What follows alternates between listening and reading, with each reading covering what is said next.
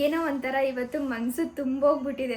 ಏನು ಮಾತಾಡಬೇಕು ಅನ್ನೋದು ನನಗೆ ಗೊತ್ತಾಗ್ತಾ ಇಲ್ಲ, ಅಷ್ಟು ಖುಷಿ ಆಗ್ತಾ ಇದೆ. ನಾನು ಒಂದು 30% ಎಫರ್ಟ್ ಹಾಕಿರ್ಬೋದು ಅಷ್ಟೇ, ಇನ್ನು 70% ನೀವು ಮಾಡಿರೋ support.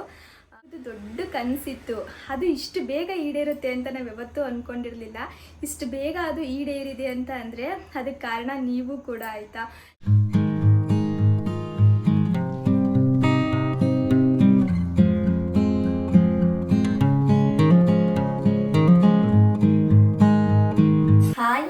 Welcome back to Vishi vlogs Kannada. ಎಲ್ಲರೂ ಹೇಗಿದ್ದೀರಾ? ಇವತ್ತು ಬೆಳಗ್ಗೆಯಿಂದ ವ್ಲಾಗ್ನ ಶುರು ಮಾಡ್ತಾ ಇದ್ದೀನಿ. ಇವತ್ತು ಬಂದು ಭಾನುವಾರ ಆಯಿತಾ, ಆದರೂ ಕೂಡ ನಮ್ಮನೆ ಸ್ವಲ್ಪ ಬೇಗನೆ ಶುರುವಾಗ್ಬಿಟ್ಟಿದೆ. ದಿನ 6:30 ಈಗ ಎಲ್ಲ ಕೆಲಸನ ಮುಗಿಸ್ಕೊಂಡು ತಿಂಡಿ ಕೆಲಸ ಮಾಡ್ತಾ ಇದ್ದೀನಿ. ಸಾಮಾನ್ಯವಾಗಿ ಭಾನುವಾರದೊತ್ತು ಲೇಟಾಗಿ ಎದ್ದೊಳೋದು. ಇವತ್ತೇನೆಂದರೆ ದೇವಸ್ಥಾನಕ್ಕೆ ಹೋಗೋಣ ಅಂತೇಳಿ ಪ್ಲ್ಯಾನ್ ಮಾಡ್ಕೊಂಡಿದ್ದೀವಿ. ಹಾಗಾಗಿ ಮಾಮೂಲಿ ದಿನ ಥರನೇ ದಿನ ಶುರುವಾಗಿದೆ ಅಷ್ಟೇ. ಇನ್ನು ತಿಂಡಿನೂ ಕೂಡ ರೆಡಿ ಮಾಡ್ತಾ ಇದ್ದೀನಿ. ಮಿಲೆಟ್ಸ್ ಹಾಕ್ಬಿಟ್ಟು ಸ್ವಲ್ಪ ಬಿಸಿಬೇಳೆ ಬಾತ್ ಮಾಡೋಣ ಅಂತ. ಬರೀ ಒಗ್ಗರಣೆ ಹಾಕೋಬೇಕು, ಇದಾಗಲೇ ಆಗಿದೆ. ಏನು ಗೊತ್ತಾ, ಈಗ ಸಾಮಾನ್ಯವಾಗಿ ಕುಕ್ಕರಲ್ಲಿ ನಾವು ಬೇಳೆ ಅಥವಾ ಏನಾದರೂ ಕೂಗಿಸ್ತೀವಿ ನೋಡಿ, ಆವಾಗ ನೀರೆಲ್ಲ ಈ ಕಡೆ ಸಿಡಿದು ಬಿಡುತ್ತೆ, ಸ್ಟವ್ ಎಲ್ಲ ಗಲೀಜಾಗ್ಬಿಡುತ್ತೆ. ಅದಕ್ಕೆ ನಾನೇನು ಮಾಡ್ತೀನಿ ಅಂತ ಅಂದರೆ ಒಂದು 4 ಟಿಶ್ಯೂನ ಮಧ್ಯದಲ್ಲಿ ಈ ಥರ ಓಪನ್ ಮಾಡಿಬಿಟ್ಟು ವಿಜಲ್ ಹತ್ರ ಹಾಕ್ತೀನಿ. ಆವಾಗ ನೀರೆಲ್ಲ ಈ ಟಿಶ್ಯೂನೇ ಅಬ್ಸರ್ವ್ ಮಾಡ್ಕೊಳುತ್ತೆ. ಸೈಡಲ್ಲಿ ಎಲ್ಲೂ ಕೂಡ ಗಲೀಜಾಗಲ್ಲ. ನೀವು ನೋಡ್ಬೋದು, ಒಂಚೂರು ಕೂಡ ಸ್ಟವ್ ಗಲೀಜಾಗಿಲ್ಲ. ತುಂಬ ನೀಟಾಗಿ ಕ್ಲೀನಾಗಿ ಕಾಣಿಸ್ತಾ ಇದೆ. ಆಮೇಲೆ ಇದನ್ನು ರಿಮೂವ್ ಮಾಡ್ಲಿಕ್ಕೆ ಏನು ಗೊತ್ತಾ, ಇಲ್ಲಿ ನೋಡಿ ಹಿಂಗೆ ಅಂಟ್ಕೊಂಡ್ಬಿಟ್ಟಿರುತ್ತೆ, ಇದು ಬಿಸಿ ಇರುತ್ತಲ್ವ, ಅದಕ್ಕೆ ಟಿಶ್ಯೂ ಅಂಟ್ಕೊಂಡ್ಬಿಟ್ಟಿರುತ್ತೆ. ಅವಾಗ ಒಂದು ಸ್ವಲ್ಪ ನೀರನ್ನ ಹಿಂಗೆ ಚುಮ್ಕಿಸ್ಕೋಬೇಕು. ಚುಮ್ಕಿಸ್ಕೊಂಡು ಒಂದು 2 ನಿಮಿಷ ಬಿಟ್ಬಿಟ್ಟು ಹಿಂಗೆ ತೆಗೆದ್ರೆ ನೀಟಾಗಿ ಟಿಶ್ಯೂ ಕೂಡ ಮೇಲ್ಗಡೆ ಬರುತ್ತೆ, ಕ್ಲೀನಾಗಿ ಕೂಡ ಇರುತ್ತೆ ಸ್ಟವ್ವು ಮತ್ತು ಕುಕ್ಕರ್ ಎಲ್ಲ. ಇದಕ್ಕೆ ಸ್ವಲ್ಪ ನಾನು ಒಗ್ಗರಣೆ ಎಲ್ಲ ಪೂರ್ತಿ ಮಾಡ್ಕೊಂಡ್ಬಿಡ್ತೀನಿ. ಇನ್ನು ಮಿಲೆಟ್ಸ್ನ ನಾನು ರಾತ್ರಿನೇ ನೆನೆಸಿಟ್ಬಿಡ್ತೀನಿ. ಪ್ರತಿ ಸಲನೂ ಕೂಡ ಅಷ್ಟೇ, ಬೆಳಗ್ಗೆ ಏನಾದರೂ ಮಿಲೆಟ್ಸಲ್ಲಿ ರೆಸಿಪಿ ಮಾಡಬೇಕಂದ್ರೆ ನೈಟೇ ನಾನು ನೆನೆಸಿಟ್ಬಿಡ್ತೀನಿ. ನೆನೆಸಿಟ್ಟು ಕುಕ್ ಮಾಡಿದ್ರೆ ತುಂಬ ಒಳ್ಳೆಯದು ಅಂತಾರೆ, ಹಾಗೆ ಅದು ಬೇಗ ಬೇಯುತ್ತೆ ಕೂಡ. ಇನ್ನು ಮಾಮೂಲಿಯಾಗಿ ನಾನು ಸುಮಾರು ಸಲ ಬಿಸಿಬೇಳೆ ಬಾತ್ ರೆಸಿಪಿನ ಶೇರ್ ಮಾಡಿದ್ದೀನಿ, ಹಾಗಾಗಿ ಇವತ್ತು ವಿಡಿಯೋ ಮಾಡಲಿಲ್ಲ. ಗುಡ್ ಮಾರ್ನಿಂಗ್ ಜಾಣು. ಅಮ್ಮಗೆ ಗುಡ್ ಮಾರ್ನಿಂಗ್. ಇವಾಗ ಎದ್ರೆ ಕಂದು? ಅವಾಗ ಎದ್ದೆ ಮಮ್ಮಿ. ಕರ್ಕೊಂಡೋಗಿ ಫಸ್ಟ್ ಹೊರಗಡೆ ಕರ್ಕೊಂಡೋಗ್ಬಿಡಿ. ಫಸ್ಟ್ ನನ್ಗೆ ಅಂಬ ತೋರಿಸ್ಬಿಡಿ. ಸುಮ್ಮನೆ ಅಮ್ಮಗೆ ಟಾಟಾ ಮಾಡಿ ಅಮ್ಮಗೆ ಓನ ರೌಂಡ್ ಹೊಡ್ಕೊಂಬರ. ಕೂದಲು ಚೆನ್ನಾಗಿ ಕಾಣಿಸ್ತಾ ಇದೆ ಗೊತ್ತಾ ಅಪ್ಪಜ್ಜಾಣದು? ಇದಾ? ಒಳ್ಳೆ ವಿಗ್ಗು ಹಾಕಿರೋ ತರ ಇದೆ, ಚೆನ್ನಾಗಿ ಕಾಣಿಸ್ತಿದೆ. ಹೋಗ ನೀರು ಅಮ್ಮಂಗೆ ಟಾಟಾ ಮಾಡು. ನೋಡಿ ಕೈ ತೋರ್ಸೋದು ನೋಡಿ, ಕರ್ಕೊಂಡೋಗಿ ಅಂತ. ಬಾಯ್ ಮಾಡ ಅಮ್ಮಂಗೆ, ಹೋಗೋಣ. ಬಾಯ್ ಬಾಯ್ ಅಂತ. ಜಾಣುಗೆ ಪ್ರತಿದಿನ ಬೆಳಗ್ಗೆ ಅಂಬ ತೋರಿಸ್ಲೇಬೇಕು ನೋಡಿ. ಎದ್ದು ಈಚೆಗೆ ಬರ್ತಿದ್ದಂಗೆನೇ ಅಂಬನ್ ತೋರಿಸಿ ಅಂತ ಹೇಳ್ಬಿಟ್ಟು ಅಂಬ ಅಂತ ಡೋರ್ನ ತೋರಿಸ್ತಾ ಇರ್ತಾರೆ. ಡೋರಿಂದ ಈಚೆ ಅಲ್ವಾ ಹೋಗೋದು ನಾವು, ಕರ್ಕೊಂಡೋಗಿ ಅಂತ. ಒಂದೊಂದ್ಸಲ ಅಮ್ಮ ಕರ್ಕೊಂಡು ಹೋಗ್ತಾರೆ, ಒಂದೊಂದ್ಸಲ ಅಪ್ಪು, ಇಲ್ಲ ಅಂದರೆ ನಾನು. ಇವರಿಬ್ಬರು ಇಲ್ಲ ಅಂದಂಗೆ ಮಾತ್ರ ನಾನು. ಯಾವಾಗಲೂ ಕೂಡ ಇವರಿಬ್ಬರಲ್ಲೊಬ್ಬರು ಕರ್ಕೊಂಡು ಹೋಗ್ಬಿಡ್ತಾರೆ. ಇನ್ನು ನಂದು ತಿಂಡಿ ಕೆಲಸ ಎಲ್ಲ ಆಯಿತು, ನನಗೂ ಕೂಡ ಮಾಡ್ಕೊಂಡಿದ್ದಾಯಿತು, ಜಾಣುಗೂ ಕೂಡ ರೆಡಿ ಮಾಡಿದ್ದಾಯಿತು. ಗಿಡಕ್ಕೆ ಸ್ವಲ್ಪ ನೀರು ಹಾಕೋಣ ಅಂದ್ಕೊಂಡೆ. ನಮ್ಮದು 2 ಕಳಸದ ಕಾಯಿನ ನಾವು ಪಾಟ್ಗೆ ನೆಟ್ಟಿದ್ದೀವಲ್ವ, ಅದ್ರ ಮೇಲ್ಗಡೆ ವೈಟ್ ಫಂಗಸ್ ಥರ ಏನೋ ಬಂದಿತ್ತು ಆಯಿತಾ. ನಾನು ಸಾಮಾನ್ಯವಾಗಿ ಮನೇಲಿ ಏನಾದರೂ ಕೂಡ ಲಿಕ್ವಿಡ್ನ ಮಾಡಿಕೊಂಡು ಕ್ಲೀನ್ ಮಾಡ್ಕೊಂಡ್ಬಿಡ್ತೀನಿ, ಸ್ಪ್ರೇ ಮಾಡ್ತೀನಿ ಹೋಗಲಿ ಅಂತ. ಅಮ್ಮ ಈ ಸಲ ಬರೀ ನೀರು ಹಾಕ್ಬಿಟ್ಟು ಸ್ವಲ್ಪ ಒರೆಸು, ಅದು ಹಂಗೆ ಹೋಗ್ಬಿಡತ್ತೆ, ಬೇರೆ ಏನು ಹಾಕ್ಲಿಕ್ಕೆ ಹೋಗ್ಬೇಡ, ಗಿಡ ಏನಾದರೂ ಹಾಳಾದರೆ ಬೇಜಾರಾಗತ್ತೆ ಸುಮ್ಮನೆ ಅಂತ ಹೇಳಿದ್ರ. ಸರಿ ಅಂದ್ಬಿಟ್ಟು ನೀರು ಹಾಕ್ಬಿಟ್ಟು ಸ್ವಲ್ಪ ಟಿಶ್ಯೂ ತೊಗೊಂಡು ನೀಟಾಗಿ ಆ ವೈಟ್ ಕಲರ್ ಫಂಗಸ್ ಥರ ಇತ್ತಲ್ಲ ಅದನ್ನೆಲ್ಲ ಕ್ಲೀನ್ ಮಾಡ್ತಾ ಇದ್ದೀನಿ. ಎಷ್ಟು ಚೆನ್ನಾಗಿ ಬಂದಿದೆ ನೋಡಿ. ನನಗೆ ಗಿಡ ನೋಡ್ತಿದ್ದಾಗೆ ತುಂಬ ಖುಷಿಯಾಗುತ್ತೆ. ಇದು 2 ಕೂಡ ಕಳಸದ ಕಾಯಿ ಆಯಿತಾ, ಅದು ತುಂಬ ಚೆನ್ನಾಗಿ ಚಿಗುರ್ಕೊಂಡು ಬಂದಿದೆ. ಇನ್ನೇನು ನೆಲಕ್ಕೆ ಹಾಕಬೇಕು, ಇನ್ನೊಂದು ಸ್ವಲ್ಪ ದಿನ ಹೋಗಲಿ, ಆಮೇಲೆ ನೆಲಕ್ಕೆ ಹಾಕೋಣ ಅಂತ ಅಂದ್ಕೊಂಡಿದ್ದೀನಿ. ಜಣಿ ಹೆಂಗವ ಮಾಮ? ಕೆಮ್ತಾ ಇರೋದು ಹೆಂಗವ? ಹೆಂಗೆ ಕೆಮ್ಮದವ ಮಾಮ? ಮಾಮ ಹೆಂಗೆ ಕೆಮ್ಮ ತೋರಿಸಿ, ಹಂಗೆ ಜೋರಾಗಿ. ಮಾಮ ಹೆಂಗವ ಕೆಮ್ತಾ ಇರೋದು? ಹೆಂಗ್ ಕೆಮ್ತಾ ಇರೋದು ಜೋರಾಗಿ?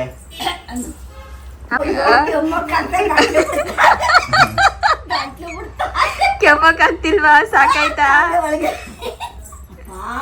ಇದು ಹೋಗ್ಬಿಟ್ಟಿದಲ್ಲೇ ಚಿನಿ, ಜೋರ ಕೆಮ್ಮ. ಸಂತಕ್ಕೆ ಸ್ವಲ್ಪ ಹುಷಾರಿರಲಿಲ್ಲ, ಕೆಮ್ಮಿತ್ತು ಆಯಿತಾ. ಜಾನು ಆ ಕೆಮ್ಮೋದನ್ನ ನೋಡ್ಕೊಂಡ್ಬಿಟ್ಟು ಮಾಮ ಹೆಂಗೆ ಕೆಮ್ಮುತ್ತೆ ತೋರ್ಸವ ಅಂದರೆ ಸಾಕು ಕೆಮ್ಮು ತೋರಿಸೋರು. ನಾನು ವಿಡಿಯೋ ಮಾಡ್ಕೊಳ್ಳೋಣ ಅಂತೇಳಿ ಫೋನ್ ಆನ್ ಮಾಡಿದೆ ಅಷ್ಟೇ, ಎಷ್ಟೇ ಹೇಳಿದ್ರು ಕೂಡ ಕೆಮ್ತಾ ಇಲ್ಲ ನೋಡಿ. ಆಟದ ಕಡೆ ಗಮನ ತೊಗೊಂಡ್ಬಿಟ್ರು.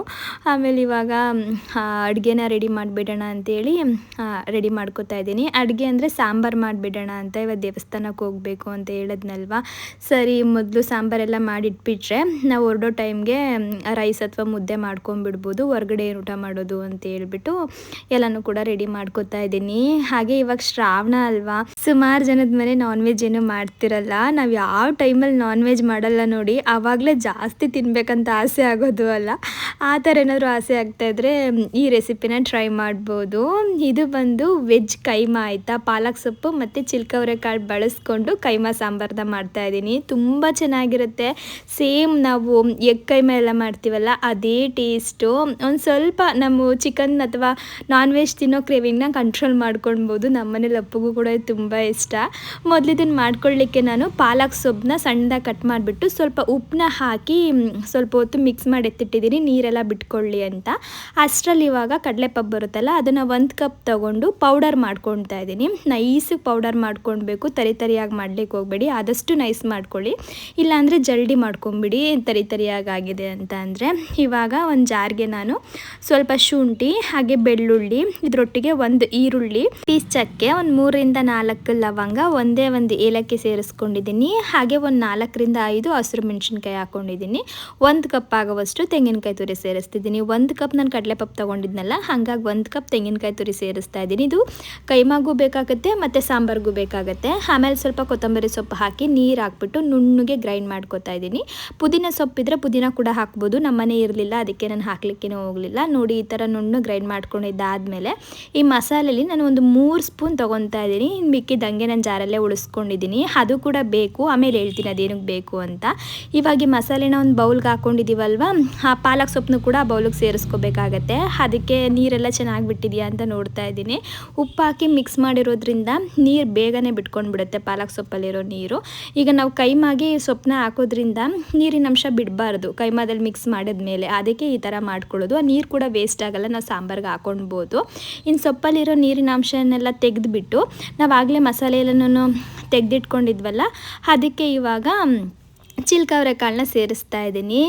ಇವಾಗಂತೂ ಏನೋ ಗೊತ್ತಿಲ್ಲ, ಅವರೆಕಾಯಿ ಬರ್ತಾ ಇದೆ, ಇದು ಸೀಸನ್ ಎಲ್ಲ ಹೇಳ್ಬೇಕು ಅಂದರೆ, ಆದರೂ ಕೂಡ ಬರ್ತಾ ಇದೆ. ನಾವು ಮನೇಲಿ ತೊಗೊಂಡಿದ್ವಾ, ಸರಿ ಇದೊಂದು ಸಾಂಬಾರು ಮಾಡಿಬಿಡೋಣ ಅಂತ ಹೇಳ್ಬಿಟ್ಟು ಇವತ್ತು ಮಾಡ್ತಾ ಇದ್ದೀನಿ. 1 ಕಪ್ ಆಗೋವಷ್ಟು ಚಿಲ್ಕವರೆಕಾಳನ್ನ ತೊಗೊಂಡಿದ್ದೀನಿ. ಹಾಗೆ ಇವಾಗ ಇದಕ್ಕೆ ಪಾಲಕ್ ಸೊಪ್ಪನ್ನ ಸೇರಿಸಿದ್ದೀನಿ.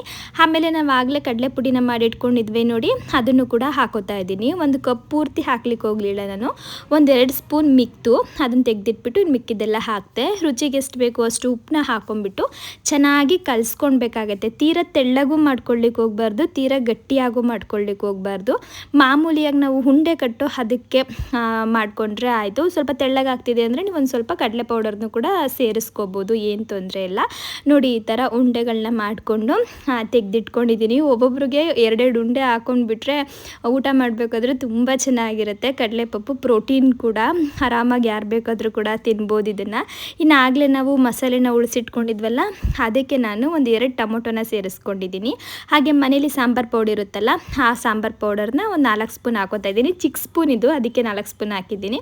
1 ಸ್ಪೂನ್ ಆಗೋವಷ್ಟು ಖಾರದ ಪುಡಿ, ಸ್ವಲ್ಪ ನೀರು ಹಾಕ್ಬಿಟ್ಟು ಮತ್ತೆ ಇದನ್ನು ಗ್ರೈಂಡ್ ಮಾಡ್ಕೋತಾ ಇದ್ದೀನಿ. ಕೆಲವೊಬ್ಬರು ಮನೇಲಿ ಏನಂದರೆ ಖಾರದ ಪುಡಿ ಮತ್ತು ಧನಿಯಾ ಪುಡಿ ಎರಡನ್ನೂ ಕೂಡ ಮಿಕ್ಸ್ ಮಾಡೇ ಮಾಡಿಸಿರ್ತಾರೆ. ಅದಾದರೆ ಅದನ್ನೇ ಸೇರಿಸ್ಕೊಳ್ಳಿ. ಈ ಥರ ಸಪ್ರೇಟಾಗಿ ಮಾಡಿಸ್ಕೊಂಡಿದ್ರೆ ಅದನ್ನು ಕೂಡ ಹಾಕೊಬೋದು. ಇವಾಗ ಒಂದು ಕಡಾಯಿ ಇಟ್ಬಿಟ್ಟು ಅದಕ್ಕೆ ಸ್ವಲ್ಪ ನಾನು ಎಣ್ಣೆನ ಸೇರಿಸ್ತಾ ಇದ್ದೀನಿ. ಎಣ್ಣೆ ಹಾಕಿದ್ಮೇಲೆ ಒಂಚೂರು ಸಾಸಿವೆ ಹಾಕ್ಕೊಂಡ್ಬಿಟ್ಟು ಈರುಳ್ಳಿ ಮತ್ತು ಕರಿಬೇವಿನ ಸೊಪ್ಪಿದ್ರೆ ಕರಿಬೇವಿನ ಸೊಪ್ಪನ್ನು ಕೂಡ ಹಾಕಿ ಒಂಚೂರು ಚೆನ್ನಾಗಿ ಹುರ್ಕೋಬೇಕಾಗತ್ತೆ. ಈರುಳ್ಳಿ ಕಲರ್ ಚೇಂಜ್ ಆಗೋವರೆಗೂ, ಒಂದೊಳ್ಳೆ ಪರಿಮಳ ಬರೋವರೆಗೂ ಚೆನ್ನಾಗಿ ಹುರ್ಕೊಂಡ್ಬಿಟ್ಟು ಇವಾಗ ಮತ್ತೆ ನಾವು ಸ್ವಲ್ಪ ಚಿಲ್ಕವರೆಕಾಳನ್ನ ಎತ್ತಿಟ್ಕೊಂಡಿದ್ವಿ, ನಾನು ಪೂರ್ತಿ ಹಾಕ್ಲಿಕ್ಕೆ ಹೋಗಿರಲಿಲ್ಲ. ಅವರೆಕಾಳನ್ನ ಈರುಳ್ಳಿಗೆ ಹಾಕ್ಬಿಟ್ಟು ಈಗ ಹುರ್ಕೊಬೇಕಾಗತ್ತೆ. ಅವರೆಕಾಳನ್ನ ನಾವು ಎಷ್ಟು ಚೆನ್ನಾಗಿ ಹುರಿತೀವೋ ಈ ಸಾಂಬಾರು ಅಷ್ಟು ಅಷ್ಟು ಟೇಸ್ಟಿಯಾಗಿ ಬರುತ್ತೆ. ಈಗ ಮಾಮೂಲಿಯಾಗಿ ನಾವು ಚಿಲ್ಕವರೆ ಸಾಂಬಾರು ಮಾಡ್ತೀವಲ್ವ, ಅದನ್ನು ಕೂಡ ನಾನು ಈ ಥರ ಒಗ್ಗರಣೆಲಿ ಹುರಿದ್ಬಿಟ್ಟೆ ಮಾಡೋದು. ನೀವು ಒಂದ್ಸಲ ಈ ಥರ ಒಗ್ಗರಣೆಲಿ ಹುರಿದ್ಬಿಟ್ಟು ಟ್ರೈ ಮಾಡಿ, ಮತ್ತು ಹುರಿದೇನೆ ಕೂಡ ಟ್ರೈ ಮಾಡಿ. ಅವಾಗ ನಿಮಗೆ ಟೇಸ್ಟಲ್ಲಿ ಎಷ್ಟೊಂದು ಡಿಫ್ರೆನ್ಸ್ ಇದೆ ಅನ್ನೋದು ಗೊತ್ತಾಗುತ್ತೆ. ಇನ್ನು ಉಪ್ಪು ಮತ್ತು ಅರಶಿನದ ಪುಡಿ ಕೂಡ ಸೇರಿಸ್ಬಿಟ್ಟು ಚೆನ್ನಾಗಿ ಹುರ್ಕೊಂಡು, ಅದಾದಮೇಲೆ ನಾವು ರುಬ್ಬಿಟ್ಕೊಂಡಿದ್ವಿ ನೋಡಿ ಮಸಾಲೆ, ಆ ಮಸಾಲೆನ ಸೇರಿಸಿ ಎಷ್ಟು ಬೇಕೋ ಅಷ್ಟು ನೀರನ್ನ ಹಾಕಿಬಿಟ್ಟು ಕುದಿಲಿಕ್ಕೆ ಬಿಟ್ಟಿದ್ದೀನಿ.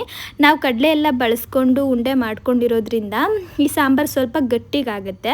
ಹಾಗಾಗಿ ನಾನು ಒಂಚೂರು ನೀರನ್ನ ಜಾಸ್ತಿ ಹಾಕಿ ಚೆನ್ನಾಗಿ ಕುದಿಸ್ಕೊತಾ ಇದ್ದೀನಿ. ಅವರೆಕಾಳೆಲ್ಲ ಪೂರ್ತಿಯಾಗಿ ಕುಕ್ ಆಗಬೇಕು, ಅಂದರೆ ಒಂದು 80-90% ಚೆನ್ನಾಗಿ ಕುಕ್ ಆಗಿರಬೇಕು, ಅಷ್ಟು ನಾವು ಬೇಯಿಸ್ಕೊಳ್ಬೇಕಾಗತ್ತೆ. ಆಮೇಲೆ ನಾವು ಈ ಉಂಡೆಗಳನ್ನ ಒಂದೊಂದೇ ಹಾಕಬೇಕು. ನಾನಿಲ್ಲಿ ತೋರಿಸ್ತಾ ಇದ್ದೀನಿ ನೋಡಿ ಕಾಳೆಷ್ಟು ಬೆಂದಿದೆ ಅಂತ. ತೀರಾ ಸಾಫ್ಟ್ ಕೂಡ ಆಗಿಲ್ಲ, ತೀರಾ ಗಟ್ಟಿಗೂ ಇಲ್ಲ, ಒಂದು ಮೀಡಿಯಮ್ ಆಗಿದೆ. ಇನ್ನು ಇವಾಗ ನಾನು ಆಗಲೇ ಉಂಡೆಗಳನ್ನೆಲ್ಲ ಮಾಡಿಟ್ಕೊಂಡಿದ್ವಲ್ಲ, ಆ ಉಂಡೆಗಳನ್ನ ಒಂದೊಂದನ್ನೇ ಹಾಕೋತಾ ಇದ್ದೀನಿ. ಸ್ವಲ್ಪ ದೂರನೇ ಹಾಕೊಳ್ಳಿ, ಅಂಟಿಸ್ಬಿಟ್ಟೆಲ್ಲ ಮಾಡಿದಾಗ ಅದು ಉಂಡೆ ಒಡೆದೋಗ್ಬಿಡುತ್ತೆ ಕೆಲವೊಮ್ಮೆ. ಉಂಡೆ ಹಾಕಿದ್ಮೇಲೆ ನಾವು ಲೋ ಫ್ಲೇಮಲ್ಲಿ ಬೇಯಿಸ್ಕೊಳ್ಬೇಕು. ಒಂದು 5 ನಿಮಿಷ ಮುಟ್ಲಿಕ್ಕೇನು ಹೋಗಬೇಡಿ, ಅದು ಚೆನ್ನಾಗಿ ಕುಕ್ಕಾಗಿ ಸ್ವಲ್ಪ ಮೇಲೆ ಬರುತ್ತೆ ಉಂಡೆಗಳು. ಆಮೇಲೆ ನೀವು ನಿಧಾನಕ್ಕೆ ಮಿಕ್ಸ್ ಮಾಡ್ಕೊಬೋದು. ತುಂಬ ಚೆನ್ನಾಗಾಗುತ್ತೆ ಇದು. ಕೊನೆಯಲ್ಲಿ ಬೇಕಿದ್ರೆ ಸ್ವಲ್ಪ ಕೊತ್ತಂಬರಿ ಸೊಪ್ಪನ್ನು ಕೂಡ ಸೇರಿಸ್ಕೊಳ್ಳಿ. ಆಮೇಲೆ ಏನು ಗೊತ್ತಾ, ಇದು ಅನ್ನಕ್ಕೆ ಮತ್ತು ಮುದ್ದೆಗೆ ಅಥವಾ ದೋಸೆಗಿರ್ಬೋದು, ಚಪಾತಿಗಿರ್ಬೋದು, ಎಲ್ಲದಕ್ಕೂ ಕೂಡ ಹೊಂದ್ಕೊಳುತ್ತೆ. ತುಂಬ ಚೆನ್ನಾಗಿ ಹೊಂದ್ಕೊಳೋದು ಅಂದರೆ ದೋಸೆ ಅಥವಾ ಚಪಾತಿ. ಟ್ರೈ ಮಾಡಿ ನೋಡಿ, ನಿಜವಾಗ್ಲೂ ನೀವು ತುಂಬ ಇಷ್ಟಪಡ್ತೀರಾ. ಮಿಸ್ ಮಾಡ್ಕೋತಾ ಇದ್ದೀವಿ ನಾವು ನಾನ್ ವೆಜ್ ಅಂತ ಅನಿಸೋದೇ ಇಲ್ಲ. ಇನ್ನು ನಾನು ರೆಡಿಯಾಗಿದ್ದಾಯಿತು ನೋಡಿ, ನಾನು ರೆಡಿಯಾದೆ, ಹನಿ ಕೂಡ ಬೀಳಲಿಕ್ಕೆ ಶುರುವಾಗ್ಬಿಟ್ಟಿದೆ. ನಾವೆಲ್ಲಾದರೂ ಹೊರಡ್ರೆ ಹಿಂಗೆ ಹನಿ ಬೀಳುತ್ತೆ, ಅದೇನೋ ಗೊತ್ತಿಲ್ಲ. ಇನ್ನು ಸೀರೆ ಯಾವ ಥರ ಕಾಣಿಸ್ತಾ ಇದೆ? ಚೆನ್ನಾಗೈತೆ, ಕಲರ್ ಚೆನ್ನಾಯ್ತಾ? ಚೆನ್ನಾಗೈತೆ. ಒಂಚೂರು ಇಲ್ಲಿ ನರ್ಗೆ ಇಟ್ಕೋಬೇಕಿತ್ತು, ಇವ್ರು ಇಟ್ಕೊಟ್ಬಿಟ್ಟು ಹೋಗಿದ್ರು, ಅದು ನಾನು ಸರಿಯಾಗಿ ಹಾಕೊಳ್ಳಿಲ್ಲ, ಹಗಲ್ಕೊಂಡ್ಬಿಟ್ಟಿದೆ ಒಂಥರ. ಬಿಡು, ಇವಾಗ ಕಾರಲ್ಲಿ ಹೋಯ್ತೀವಲ್ಲ, ಮತ್ತೆ ಕೂತ್ಕೊಂಡ್ರೆ ಎಲ್ಲ ವೇಸ್ಟ್ ಆಗುತ್ತೆ. ತಿರ್ಗಿ ಅಲ್ಲಿ ಇಳಿದ್ಬೇಕಂದ್ರೆ ಇನ್ನೊಂದು ರೌಂಡ್ ಮಾಡೋಣ, ಆಯ್ತಾ? ಜಾನು ರೆಡಿ, ಅಮ್ಮ ರೆಡಿ, ಇವರು ರೆಡಿ, ನಾವೆಲ್ಲರೂ ರೆಡಿ ಆಗಿದ್ದೀವಿ. ಇವಾಗ ಹೊರಡೋದೆ, ಒಂಚೂರು ಹನಿ ನಿಲ್ಲಿ ಹೊರಡೋಣ ಅಂತ. ಇವತ್ತು ನಾನು ನಿಮ್ಮೊಟ್ಟಿಗೆ ಒಂದು ಒಳ್ಳೆ ವಿಷಯನ ಹೇಳ್ಕೊಳ್ಬೇಕು ಅಂತ ಅಂದ್ಕೊಂಡಿದ್ದೀನಿ. ನಮ್ಮ ಲೈಫಲ್ಲಿ ಇದು ತುಂಬ ಅಂದರೆ ತುಂಬ ಸ್ಪೆಷಲ್. ಇಷ್ಟು ವರ್ಷ ಕಾಯ್ದಿರೋದಕ್ಕೂ ನಮಗೆ ಇವಾಗ ಒಂದು ಫಲ ಸಿಗ್ತಾ ಇದೆ. ದೇವಸ್ಥಾನಕ್ಕೆ ಹೋಗಿ ಬಂದು ನಿಮ್ಮೊಟ್ಟಿಗೆ ಶೇರ್ ಮಾಡ್ಕೊಳ್ಳೋಣ ಅಂತ ಅಂದ್ಕೊಂಡಿದ್ದೀನಿ. ಇನ್ನು ಹೋಗಿ ಇವಾಗ ಪೂಜೆ ಮುಗಿಸ್ಕೊಂಡು ಬಂದುಬಿಡ್ತೀವಿ. ಇವತ್ತು ನನ್ನ ಸ್ಯಾರಿ ಕಲರ್ನೇನೆ ಅಪ್ಪು ಮತ್ತು ಜಾನುಗೆ ಇಬ್ರಿಗೂ ಶರ್ಟ್ ಹಾಕ್ಕೊಳ್ಳಿಕ್ಕೆ ಹೇಳಿದ್ದೆ. ಪಾಪುಗೂ ಅದನ್ನೇ ಹಾಕಪ್ಪು, ನೀನು ಕೂಡ ಸ್ಯಾರಿ ಕಲರೇ ಹಾಕೋ ಅಂತ ಹೇಳಿ. ಅದೇನೋ ಗೊತ್ತಿಲ್ಲ, ಅಪ್ಪುಗಿದೆ, ಜಾನುಗಿಲ್ಲ ನೋಡಿ. ಅಷ್ಟೊಂದೆಲ್ಲ ಬಟ್ಟೆ ತೊಗೊಂಡು ಬಂದಿದ್ದೀವಿ. ನನ್ನ ಸ್ಯಾರಿಗೆ ಮ್ಯಾಚ್ ಆಗೋ ಥರ ಒಂದು ಸಿಗಲಿಲ್ಲ. ಆಮೇಲೆ ಇದೊಂಚೂರು ಮ್ಯಾಚ್ ಆಗುತ್ತೆ ಅಂತ ಹೇಳ್ಬಿಟ್ಟು ಇದನ್ನೇ ಹಾಕಿ ರೆಡಿ ಮಾಡಿದ್ವಿ. ಅಮ್ಮ ಕೂಡ ರೆಡಿ ಆಗಿದ್ದಾರೆ ನೋಡಿ. ಅಜ್ಜಿ ಮೊಮ್ಮಗೊಂದು ವಿಡಿಯೋ ಇರಲಿ ಅಂತೇಳಿ ಒಂಚೂರು ವಿಡಿಯೋ ಮಾಡಿಕೊಂಡೆ. ನಮ್ಗೆ ಹಿಂಗೆ ವಿಡಿಯೋ ಮಾಡಬೇಕಂತ ಅಂದರೆ ಸ್ಟ್ರೈಟಾಗಿ ನಿಂತ್ಕೊಂಡ್ಬಿಡ್ತಾರೆ, ಆ ಕಡೆ ಈ ಕಡೆ ಕದಲಲ್ಲ. ಫೋಟೋ ಆಗಲಿ ವಿಡಿಯೋ ಆಗಲಿ ಸುಮ್ಮನೆ ಹಂಗೆ ನಿಂತ್ಕೊಂಡ್ಬಿಡ್ತಾರೆ, ಸ್ಟ್ರಕ್ ಆಗಿಬಿಡ್ತಾರೆ. ಅದು ನಾರ್ಮಲಾಗಿದ್ದಾಗ ಮಾಡ್ಕೋಬೋದು ಅಷ್ಟೇ. ನಾನು ವಿಡಿಯೋ ಮಾಡ್ತೀನಿ ನಿಂತ್ಕೊಳ್ಳಿ ಅಮ್ಮ ಅಂದರೆ ಇದೇ ಪೋಸ್ ಅವ್ರದ್ದು. ಇನ್ನು ಇವಾಗ ಎಲ್ಲರೂ ಕೂಡ ದೇವಸ್ಥಾನಕ್ಕೆ ಬಂದ್ವಿ. ಅಪ್ಪು ಕಾರ್ ಪಾರ್ಕ್ ಮಾಡಿಬರ್ತೀನಿ ಅಂತೇಳಿ ಆ ಸೈಡ್ ಹೋದ್ರು. ರೈಲ್ವೆ ಗೊಳ್ಳಳ್ಳಿಲಿ ಆಂಜನೇಯ ಸ್ವಾಮಿ ದೇವಸ್ಥಾನ ಇದೆ, ಕೆಲವೊಬ್ಬರು ಗೊತ್ತಿರ್ಬೋದು ಈ ದೇವಸ್ಥಾನ. ಅಲ್ಲಿಗೆ ನಾವಿಲ್ಲಿ ಬಂದಿರೋದು. ಸುಮಾರು ಸಲ ಇಲ್ಲಿ ಬಂದಿದ್ದೀವಿ. ಅಪ್ಪುಗೆ ಫೇವ್ರೆಟ್ ದೇವ್ರ ಆಂಜನೇಯ ಅಂತ ಅಂದರೆ, ಎಲ್ಲೆಲ್ಲಿ ಆಂಜನೇಯ ಸ್ವಾಮಿ ದೇವಸ್ಥಾನ ಇದೆ ನೋಡಿ ಅಲ್ಲೆಲ್ಲ ಹೋಗಿ ಬಂದಿದ್ದೀವಿ. ನನಗೆ ಕೃಷ್ಣ ಇಷ್ಟ ಅಂತೇಳಿ ಕೃಷ್ಣನ ಸನ್ನಿಧಿಗೂ ಹೋಗಿ ಬರ್ತಿರ್ತೀವಿ, ಆಂಜನೇಯ ಸ್ವಾಮಿ ದೇವಸ್ಥಾನಕ್ಕೂ ಹೋಗಿ ಬಂದುಬಿಡ್ತೀವಿ. ಇನ್ನು ಇಲ್ಲಿ ನಾನೊಂದು ಹರಕೆ ಮಾಡ್ಕೊಂಡಿದ್ದೆ, ಹರಕೆ ತೀರಿಸ್ಬಿಟ್ಟು ಹೋಗೋಣ ಇವತ್ತು ಅಂತೇಳಿ ನಾವು ಬಂದಿದ್ದು. ದೇವಸ್ಥಾನ ಎಲ್ಲ ಆಗಿದೆ ಅಂತ ಅಂದ್ಕೊಂಡಿದ್ದೆ ನಾನು, ಸುಮಾರು ದಿನ ಆಗಿತ್ತಲ್ಲ ಬಂದಿದ್ದು, ಆಗಿಬಿಟ್ಟಿರುತ್ತೆ ಅಂತ ಅಂದ್ಕೊಂಡೆ ಬಂದು ಇವತ್ತು ಹರಕೆ ತೀರಿಸ್ಬಿಡೋಣ ಅಂತ. ಆದರೆ ಇನ್ನೂ ಪೂರ್ತಿಯಾಗಿ ಆಗಿರೋದಿಲ್ಲ, ಅವ್ರು ಇನ್ನೂ ಸ್ವಲ್ಪ ದಿನ ಬೇಕು, 2-3 ತಿಂಗಳಂತ ಏನೋ ಹೇಳಿದ್ರು. ಸರಿ ಅಂದ್ಬಿಟ್ಟು ಕೇಳಿಕೊಂಡು ದೇವಸ್ಥಾನದಲ್ಲಿ ಪಕ್ಕದಲ್ಲೇನೇ ಪುಟ್ಟದಾಗಿ ಅಲ್ಲಿಯೂ ಕೂಡ ಪೂಜೆ ಮಾಡ್ತಾರೆ, ಅಲ್ಲೇ ಪೂಜೆ ಮಾಡಿಸ್ಕೊಂಡು ಹೋಗೋಣ. ಇನ್ನೊಂದು ಸಲ ಬರ್ತೀವಲ್ವ ಆವಾಗ ಹರಕೆ ತೀರ್ಸೋಣ ಅಂತೇಳಿ ಆ ಪೂಜೆನೆಲ್ಲ ಮುಗಿಸ್ಕೊಂಡ್ವಿ. ತುಂಬ ಜನ ಏನೂ ಇರಲಿಲ್ಲ, ಕಡಿಮೆನೇ ಇದ್ದರು ಇವತ್ತು. ಹಾಗಾಗಿ ಆರಾಮಾಗಿ ದರ್ಶನ ಮಾಡಿಕೊಂಡು ಪೂಜೆ ಮುಗಿಸ್ಕೊಂಡ್ವಿ. ಇನ್ನಿವಾಗ ಸ್ವಲ್ಪ ಹೊತ್ತು ಅಲ್ಲೇ ಕೂತಿದ್ದು, ಆಮೇಲೆ ಹೊರಡೋಣ ಅಂತ ಅಂದ್ಬಿಟ್ಟು ಈ ಕಡೆ ಬಂದ್ವಾ. ಆಮೇಲೆ ಅಪ್ಪು ಇದ್ಬಿಟ್ಟು ದೇವಸ್ಥಾನ ಹೆಂಗೆ ಮಾಡ್ತಿದ್ದಾರೆ ನೋಡ್ಕೊಂಡು ಹೋಗೋಣ ಅಂತೇಳಿ ಒಳಗಡೆ ಹೋಗಿ ಬರ್ತೀನಿ ಅಂತೇಳಿ ಅವರು ಹೋದರು. ಇಲ್ಲೂ ಕೂಡ ನಮ್ಮ ನಮಗೆ ಸುಮಾರು ಜನ ಸಬ್ಸ್ಕ್ರೈಬರ್ ಸಿಕ್ಕಿದ್ರು. ಜಾಣು ಇವಾಗ ಎಲ್ಲ ಕಡೆ ನಾವು ಕರ್ಕೊಂಡು ಹೋಗ್ತೀವಿ ಅಲ್ವಾ, ಹಾಗಾಗಿ ನಾರ್ಮಲ್ ಆಗಿಬಿಟ್ಟಿದ್ದಾರೆ. ಮೊದಲು ಹೆಂಗೆ ಅಂದರೆ ಯಾರ ಹತ್ರನೂ ಕೂಡ ಅಷ್ಟಾಗಿ ಹೋಗ್ತಿರ್ಲಿಲ್ಲ, ಯಾರಾದರೂ ಎತ್ಕೊಳ್ಳಿಕ್ಕೆ ಬಂದರೆ ಅಳ್ತಾ ಇರೋರು ಆಯಿತಾ. ಈಗ ಇವರೇ ಮಾತಾಡಿಸ್ತಾರೆ, ಅವ್ರು ಮಾತಾಡಿಸ್ಲಿಲ್ಲ ಅಂದ್ರೂ ಇವರೇ ಸ್ಮೈಲ್ ಮಾಡ್ಕೊಂಡು ಮಾತಾಡಿಸ್ತಾರೆ, ಎಲ್ರಿಗೂ ಕೂಡ ಹೊಂದ್ಕೊಳ್ಳಿಕ್ಕೆ ಶುರು ಮಾಡ್ತಿದ್ದಾರೆ. ಅದನ್ನೇ ಹೇಳ್ತಾ ಇದ್ವಿ, ಇವಾಗ ಎಲ್ಲ ರೂಢಿ ಮಾಡ್ಕೋತಾ ಇದ್ದಾರೆ, ರೂಢಿ ಆಗ್ತಾ ಇದೆ ಅಂತೇಳಿ. ಅವರಂತೂ ತುಂಬ ಚೆನ್ನಾಗಿ ಮಾತಾಡಿಸಿದ್ರು. ಇನ್ನು ಎಲ್ರದ್ದು ಒಂದು ಫ್ಯಾಮಿಲಿ ಫೋಟೋ ತೆಕ್ಕೊಳ್ಳೋಣ ಅಂತೇಳ್ಬಿಟ್ಟು ಅವ್ರ ಹತ್ರನೇ ಒಂದು ಫೋಟೋ ಮತ್ತು ಒಂದು ವಿಡಿಯೋಸ್ ಎಲ್ಲ ಮಾಡಿಸ್ಕೊಂಡೆ. ಇವರಿಗೆ ಕುಡಿ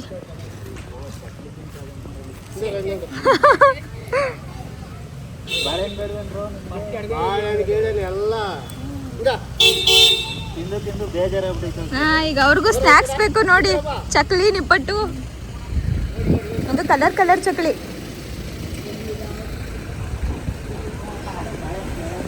ಇರಪ್ಪು ಬ್ರೆಡ್ ಹಾಕಿದ್ದಾರೆ ಯಾರೋ, ಅದಕ್ಕೆ ಅವ್ರು ಬ್ರೆಡ್ ತಿಂತವ್ರೆ. ನಿಮಗೂ ಬೇಡವಾ? ಇಲ್ಲಿ ಬಂದ್ರು, ಇವ್ರಿಗೆ ಕೊಟ್ಬಿಡಿ. ಬೇಡ.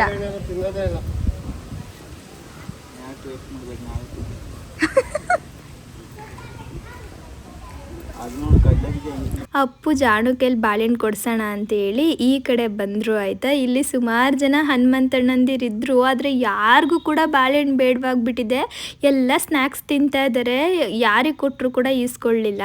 ಆಮೇಲೆ ಸರಿ ಅಂದ್ಬಿಟ್ಟು ಅಪ್ಪು ಆ ಬಾಳೆಹಣ್ಣು ಅವರೇ ತಿನ್ಕೊಂಡ್ಬಿಟ್ರು. 2 ಬಾಳೆಹಣ್ಣು ಇದ್ದಿದ್ದು ಆಯಿತಾ, ಅವರೇ ತಿನ್ಕೊಂಡ್ರೆ. ಇನ್ನು ಈ ಕಡೆ ತಿರುಗಿ ನೋಡಿದ್ರೆ ಅಮ್ಮನ ಹತ್ರ ನಾನು ಕವರ್ ಇಟ್ಬಿಟ್ಟು ಈ ಕಡೆ ಬಂದಿದ್ದೆ. ಆ ಕವರ್ನ ಇನ್ನೊಬ್ರು ಬಂದು ಎತ್ಕೊಂಡು ಹೋಗ್ತಾ ಇದ್ದಾರೆ ಹನುಮಂತ ಅವರು. ಅಲ್ಲಿ ನೋಡಿ ಎಷ್ಟು ಚೆನ್ನಾಗಿ ಎತ್ಕೊಂಡು ಕುತ್ಕೊಂಡು ತಿಂತಾ ಇದ್ದಾರೆ ಅಂತ. ಅದರಲ್ಲಿ ಇಟ್ಟಿರೋ ತೆಂಗಿನಕಾಯಿ ತಿಂದಿಲ್ಲ, ಅರ್ಧ ಬಾಳೆಹಣ್ಣು ಇಟ್ಟಿದ್ದೆ ಆಯಿತಾ. ನಾನು ಅರ್ಧ ನಾನು ತಿಂದು ಅಮ್ಮಂಗೆ ಮತ್ತು ಅಪ್ಪುಗೆ ಪ್ರಸಾದ ತಿನ್ನಲಿ ಅಂತೇಳಿ ಇಟ್ಟಿದ್ದೆ, ಅದನ್ನು ತಿಂತಾ ಇದ್ದಾರೆ. ಅಪ್ಪು ಹೇಳ್ತಾ ಇತ್ತು, ಅಯ್ಯೋ ನಾನು ಅಲ್ಲಿಗೆ ಹುಡಿಕೊಂಡು ಹೋದೆ, ಇವ್ರು ನೋಡಿದ್ರೆ ಇಲ್ಲೇ ತಿನ್ಕೊಂಡು ಬಿಟ್ರಲ್ಲ ಅಂತ ಹೇಳಿ. ಆಮೇಲೆ ತೆಂಗಿನಕಾಯಿ ಕೊಡೋಣ ಅಂತೇಳಿ ಹೋದ್ರು ಆಯಿತಾ.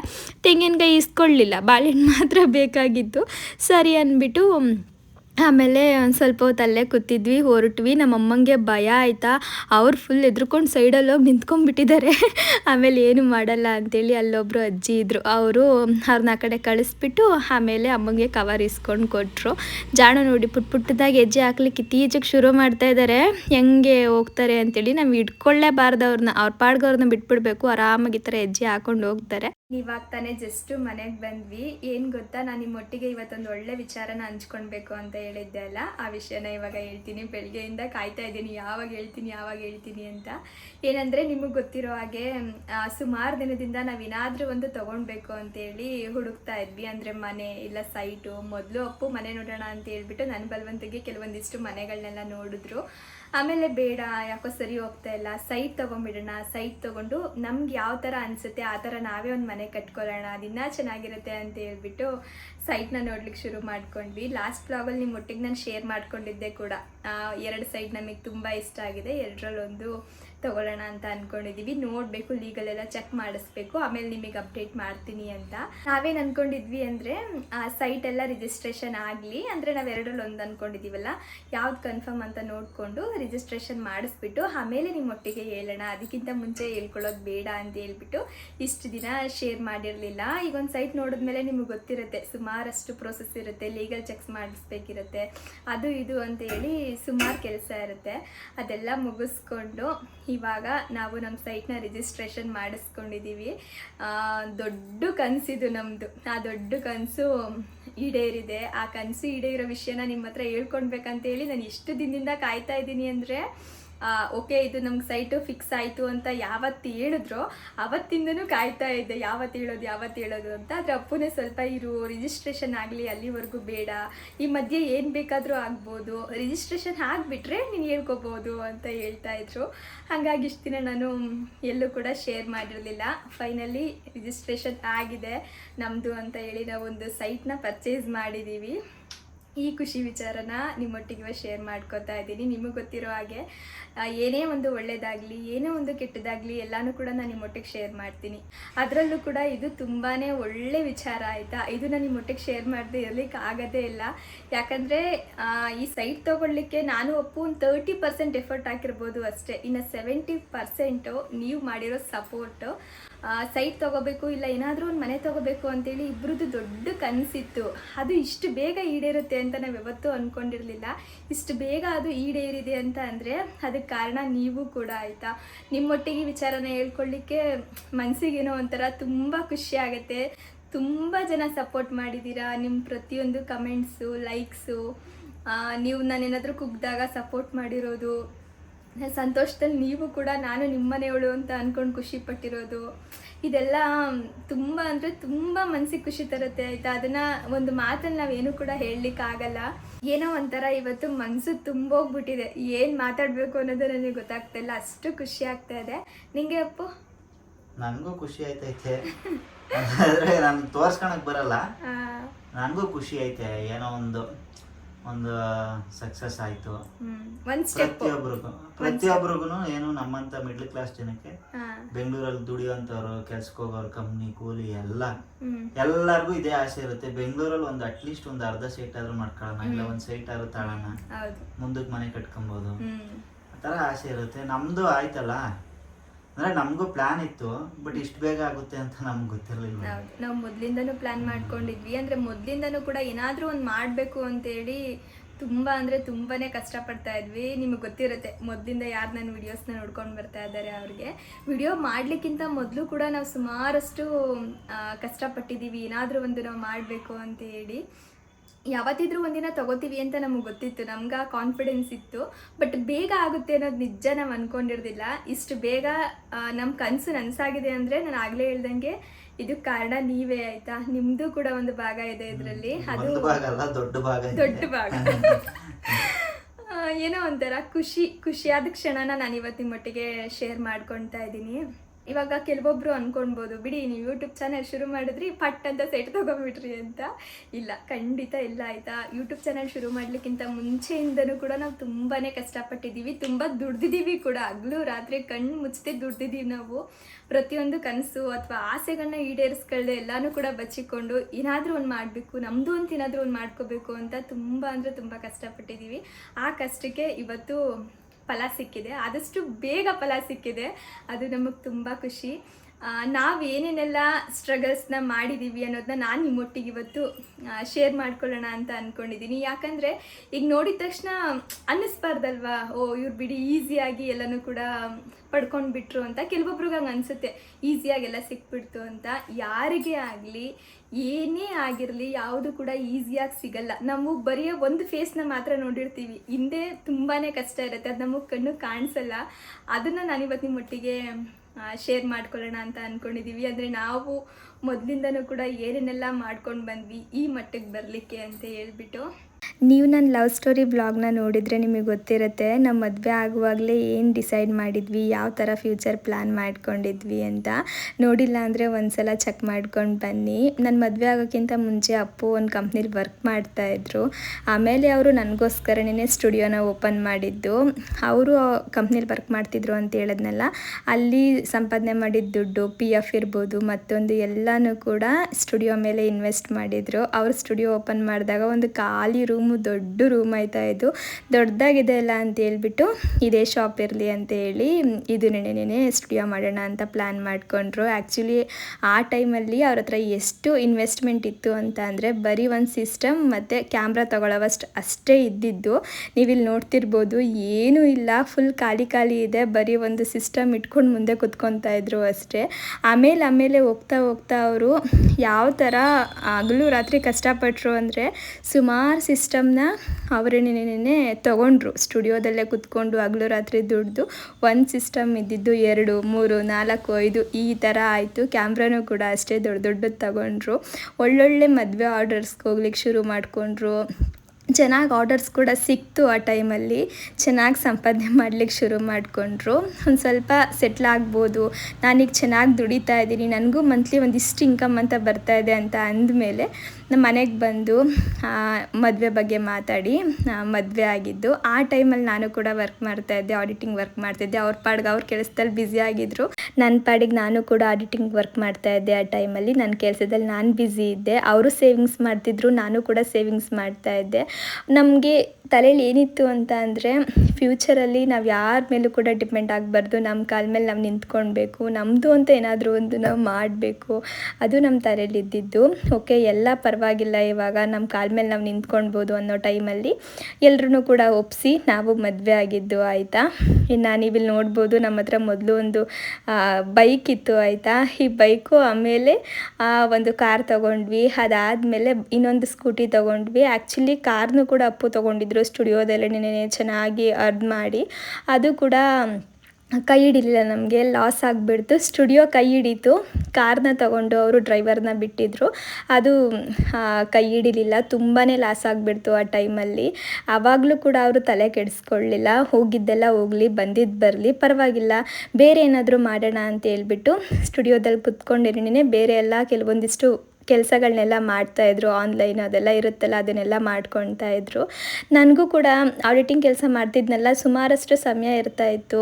ಹಾಗಾಗಿ ಏನಾದರೂ ಒಂದು ಮಾಡಬೇಕು ಅಂತ ಹೇಳಿ ಬ್ಯೂಟಿಷಿಯನ್ ಟ್ರೈನಿಂಗ್ ಹೋದೆ, ಅದನ್ನು ಕೂಡ ಮುಗಿಸ್ಕೊಂಡೆ. ಇದಾದಮೇಲೆ ಮದುವೆ ಎಲ್ಲ ಆಯಿತು. ಮದುವೆ ಆದಮೇಲೆ ನಾನು ಮನೇಲಿ ಇರ್ತಿದ್ದೆ ಅಲ್ವಾ, ಸರಿ ಒಬ್ಬರೇ ದುಡಿದ್ರೆ ಏನು ಆಗೋದಿಲ್ಲ, ನಾವು ಅಂದ್ಕೊಂಡಿರೋದೆಲ್ಲ ನಾವೇನು ಕೂಡ ಮಾಡಲಿಕ್ಕೆ ಆಗಲ್ಲ, ಇಬ್ಬರು ಕೂಡ ದುಡಿಯೋಣ ಅಂತೇಳಿ ನನಗೆ ಕೆಲ್ಸಕ್ಕೆ ಹೋಗ್ಬೇಕಂತ ಒಂದಿತ್ತು ಆಯಿತಾ. ಆದರೆ ಅಪ್ಪು ಇಷ್ಟ ಇರಲಿಲ್ಲ ಅವ್ರ ಕೆಲ್ಸಕ್ಕೆ ಕಳ್ಸೋಕ್ಕೆ. ಸಾಮಾನ್ಯವಾಗಿ ಹೆಣ್ಮಕ್ಳಲ್ಲಿ ಒಂದು ಇರುತ್ತೆ, ದುಡಿತಿರೋರಿಗೆ ಮನೇಲಿ ಕುತ್ಕೊಂಡ್ಬಿಟ್ರೆ ಆಗಲ್ಲ, ಆಮೇಲೆ ಯಾರಾದರೂ ಒಂದು ಮಾತು ಅಯ್ಯೋ ಮನೇಲಿ ಕೂತಿದೆಯಲ್ಲ ನೀನು ಅಂತ ಅಂದ್ಬಿಟ್ರು ಕೂಡ ಅದನ್ನು ಸಹಿಸ್ಕೊಳ್ಳಿಕ್ಕಾಗಲ್ಲ. ಅದು ನನಗೂ ಕೂಡ ಅನ್ನಿಸ್ತಾ ಇತ್ತು.